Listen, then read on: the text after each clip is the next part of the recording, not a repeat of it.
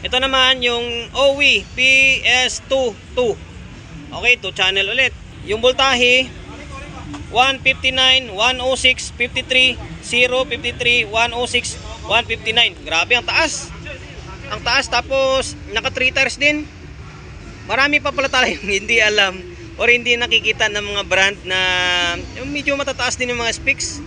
Tapos C5200 din A1943 ang ginamit na transistor. 1, 2, 3, 4, 5, 6, 7.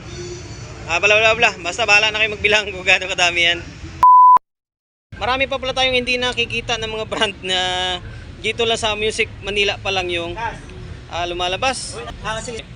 Tapos ito yung AW Sound na 4T11 41100. Okay, ang gaganda ng mga power amplifier na ito. Tapos hindi siya naka-SMD, oh, talagang naka-carbon type pa, oh. Ayan, ito naman dual naman. Dual yung capacitor. Meron sa taas 100 volts by 10,000 microfarad. Dito sa may taas, din siyempre meron din sa may baba. Naka-dual. Siguro yung isa sa kabilang side, tapos yung sa ilalim is dito na side na to. Tapos naka NGW. Hindi na ako magbibilang-bilang, masakit na yung lalamunan ko. Bahala na lang kayo, basta naipapakita lang natin. Then ito, masapin ba? Iba yung kulay ng resistor, ah. Yung voltahe dito, hindi ko mahanap. Walang nakasulat ng voltahe. Okay? Banggaan kami ni pare. Ito naman yung OWI PS22. Okay, 2 channel ulit.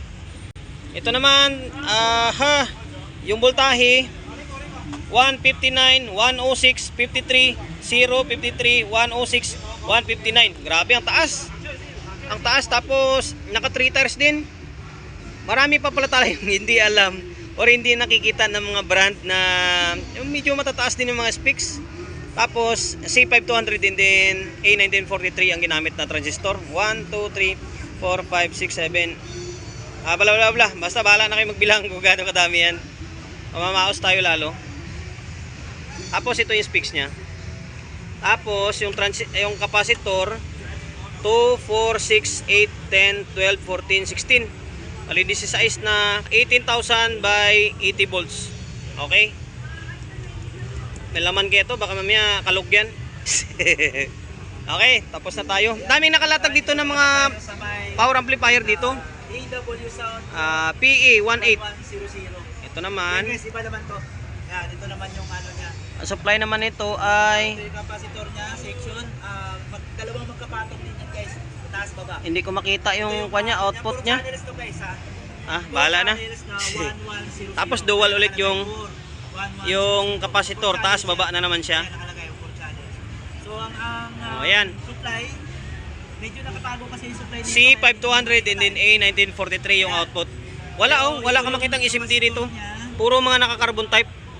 100 volts. Lupit. Yan, ito sa kabilang side. Tapos dito sa ilalim, siguro ito sa may kabilang side naman. Naka-dual siya. Lupit, ang gagaling. Oh yan, 100 volts, 10,000. Ito, nakatakip. Talaga yan. 600 naman yan. Tapos ito naman, oh. Kahawig ng love grouping na ginawa ko nung nakaraan na class D. Yan. Baka dito pinagawa. Ito talaga yun eh. Ayun, oh.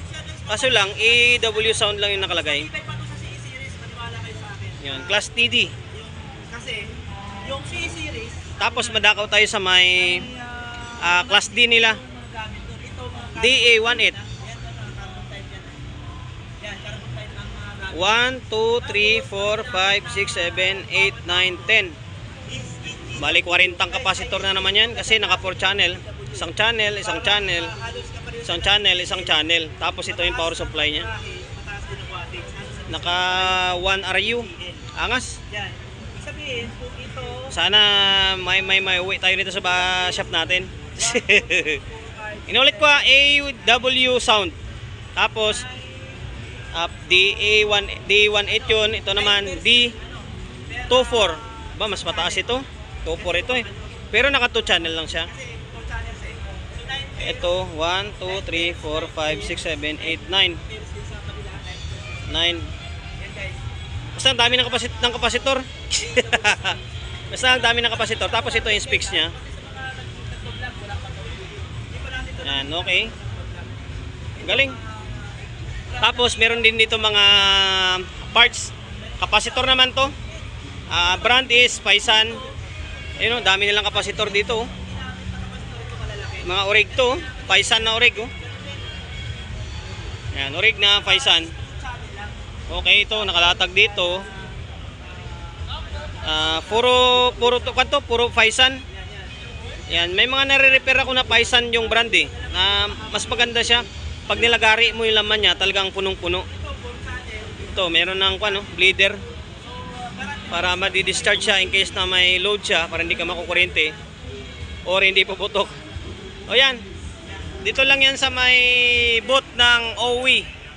Tapos Paisan Electronics. Ayan, booth ng isa sa booth dito sa may Music Manila. Yan si pare, nag-makas din sa vlog.